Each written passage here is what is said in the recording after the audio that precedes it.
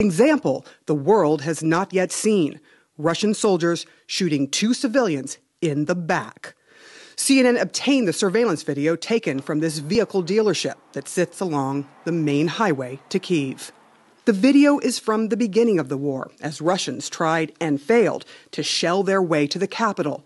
The fight along this road was clearly fierce. But what happened outside this business was not a battle between soldiers or even soldiers and armed civilians. It was a cowardly, cold-blooded killing of unarmed men by Russian forces. The soldiers show up and begin breaking in. Inside of a guard shack, 2 Ukrainian men prepare to meet them. We track down the men's identities. One is the owner of the business, whose family did not want him named. The other was hired to guard it. My father's name is Leonid Alexeyevich Platz. His daughter Yulia wanted the world to know his name and what the Russians did to him. Both civilians, both unarmed. We know this because the video shows them greeting and getting frisked by the Russian soldiers, and then casually walking away. Neither seemed to suspect what was about to happen. That is what a member of the civilian fighting force who talked to the men a couple of days before the attack told CNN. He did not want to be identified for security reasons. We came there earlier, warned people to leave that place. We also hope for the humanity of Russian soldiers. But unfortunately, they have no humanity. You see the 2 men walking in the shadows toward the camera. Behind them, the soldiers they were just talking to emerge.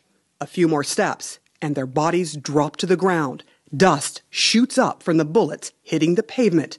The soldiers have opened fire.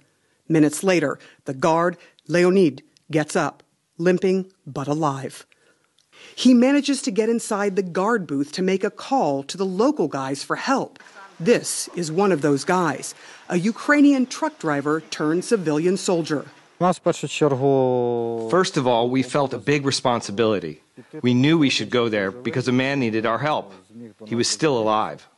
He's the commander of a ragtag team of civilians who took up arms to fight for Ukraine and tried to save the men. When the guard called them, he explained what transpired with the soldiers. He said the soldiers asked who they were and asked for cigarettes, then let them go, before shooting them in the back.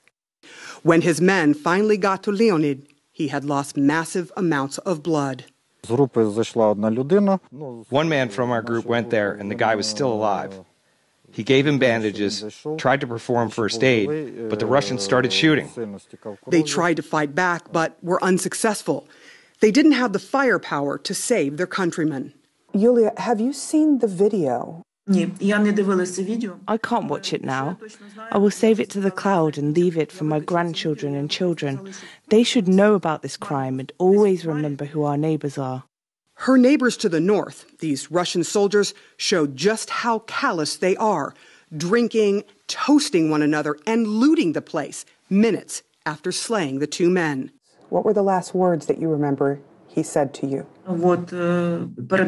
Bye-bye, kisses, say hello to your boys. Her boys will be left with a terrible, lasting memory. The death of their grandfather, now being investigated as a war crime by prosecutors. Yulia says her mother actually encouraged her to speak with us because she